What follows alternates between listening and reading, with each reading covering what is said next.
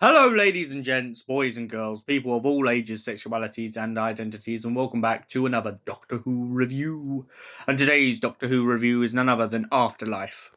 So what is Afterlife about? Well, essentially Hex, who is one of the Doctor's companions, has passed on. And whilst trapped in a dimension with all of the gods and like, he decides to make a gamble. A gamble for his life. A gamble that will cost him dearly. He makes a gamble one of the celestial bodies to essentially bring him back to Earth. However, what he doesn't realise in the agreement is that he only has a year, and if he doesn't manage to track down the Doctor and Ace in that year, he will go back to the afterlife and be trapped there forever. The Doctor and Ace land just before New Year's, and find themselves on the verge of hunting down Hex, when they soon realise that the person they believe to be Hex is actually a gang member called Thomas Hector. Now, Thomas Hector has no prior memory of being Hex, but Ace begins to look at him and see some massive similarities. She confides in him for the majority of the story, and they become very close. Meanwhile, the Doctor and one of their old friends decide to come up with a funeral for Hex so that his family can grieve.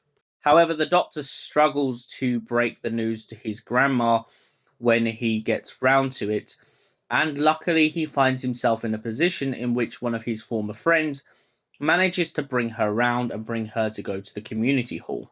After this is done, it turns out that the rivalry between the two gangs gets louder and louder and louder until it can't be silenced anymore.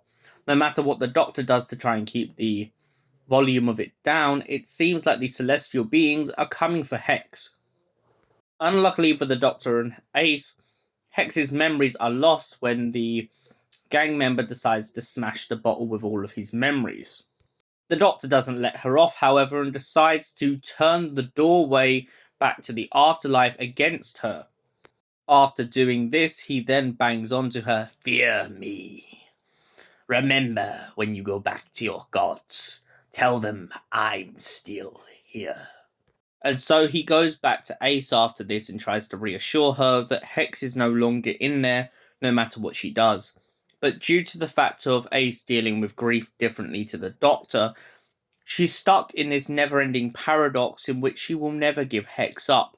After all, they had a very close relationship.